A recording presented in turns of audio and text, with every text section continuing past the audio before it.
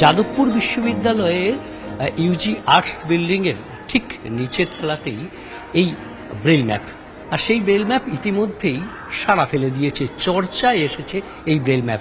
কিন্তু এই Braille map হাতে তৈরি, সম্পূর্ণভাবে হাতে তৈরি। কিভাবে তৈরি হয়েছে অবশ্যই জানাবো, কিন্তু তার আগে এই ব্রেল ম্যাপের ভাবনা কি, কেন এই ব্রেল ম্যাপ তৈরির ভাবনা এলো, আমরা জেনে নেব।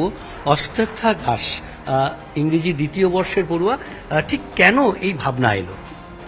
আমাদের এই ভালোবাসার ক্যাম্পাস, সেটা আমরা যেভাবে দেখেছি, আমরা এবেল বডিড মানুষরা যেভাবে দেখে এসেছি, সেই জায়গা থেকে কোনো না কোনোভাবে যারা দৃষ্টি প্রতিবন্ধী মানুষ তারা বঞ্চিত হয়ে এসেছেন।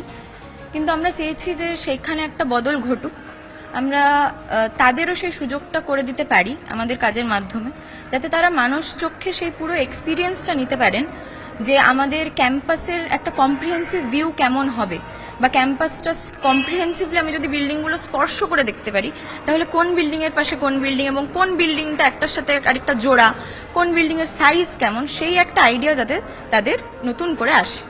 একদমই। আর এই ভাবনা থেকেই একেবারে কাজে নেমে পড়েন, এবং কিভাবে এই বাস্তব রূপায়ণ হয়েছেন আমরা জেনে নেব রামেশ্বরের কাছ থেকে। রামেশ্বর, এই যে ভাবনা সেটা কিভাবে বাস্তবায়ন করা হলো? আমরা প্রথমে একটা এমন বোর্ড খোঁজার চেষ্টা করলাম যেটা স্ক্রু আমরা হাতে করে ঢোকাতে পারবো, ড্রিল মেশিনের দরকার হবে না।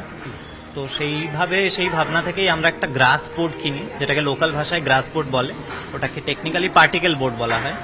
সেই গ্রাস বোর্ডে 2000 একেবারে স্মল সাইজের স্ক্রু বড়বাজারে যা পাওয়া গেছে সেটা দিয়ে আমরা ব্রেলে অক্ষর লেখা, আগে বিল্ডিংয়ের নাম লেখা, তারপর ট্যাকটাইল ওয়েতে মোটা মোটা হার্ড কভারের পেজেস কেটে বিল্ডিংগুলোকে ফর্ম করা, স্কেল অনুযায়ী মোটামুটি কোনটা বড় কোনটা ছোট সেইভাবে, এবং সেখানে ইন্ডিকেট করা যে অরবিন্দ ভবন AB দিয়ে দেখানো হলো এইরকম, প্লাস সুতো দিয়ে রাস্তা, আপনার W দিয়ে ওয়াটার বডি গোল একটা পার্টে, সেইভাবে রেল লাইন আছে, আমাদের মেন রোড আউটসাইড সেগুলো আছে, সবকিছু মিলিয়ে ইউনিয়ন রুম, তারপর ক্যান্টিন, এইভাবে সবকিছু আমরা দেখানোর চেষ্টা করেছি। এবং কতগুলো স্ক্রু রয়েছে আর কি কি ব্যবহার করা হয়েছে?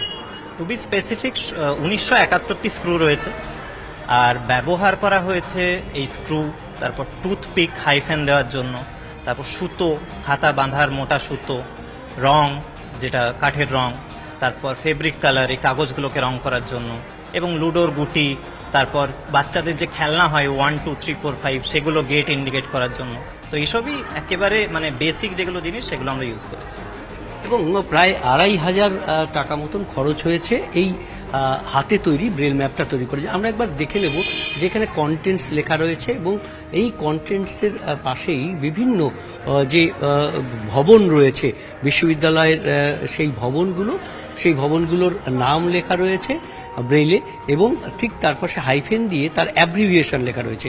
আর এই অ্যাব্রিভিয়েশন যে লেখা রয়েছে সেই অ্যাব্রিভিয়েশনগুলোই এই যে বিশ্ববিদ্যালয়ের যে ম্যাপ রয়েছে সেখানে সেই অ্যাব্রিভিয়েশনগুলো রাখা রয়েছে।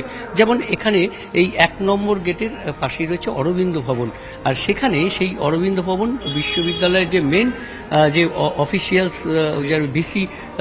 ভিসির অফিস রয়েছে, অন্যান্য বিভিন্ন রয়েছে। এরকমভাবেই কোথাও আমরা দেখছি যে গ্রিন কালার প্লেগ্রাউন্ড, কোথাও রয়েছে ওয়াটার বডিজ, সেগুলো ব্লু, এবং এখানে আমরা দেখছি যে ইউনিয়ন রুম, সেখানে ইউ লেখা রয়েছে, এবং লুডোর গুটি ব্যবহার হয়েছে, সুতো ব্যবহার করা রয়েছে রাস্তার জন্য, আমরা দেখছি রেল লাইন ব্যবহার করা রয়েছে। অর্থাৎ একেবারে হাতে তৈরি এই ব্রেল ম্যাপ বিশ্ববিদ্যালয়ের, গোটা বিশ্ববিদ্যালয়টাকে যারা দৃষ্টিহীন প্রতিবন্ধী তাদের চোখের সামনে, তাদের মানুষ চক্ষে যাদবপুর বিশ্ববিদ্যালয়কে অনন্যভাবে তুলে ধরেছেন ইংরেজি দ্বিতীয় বর্ষের 2 পড়ুয়া।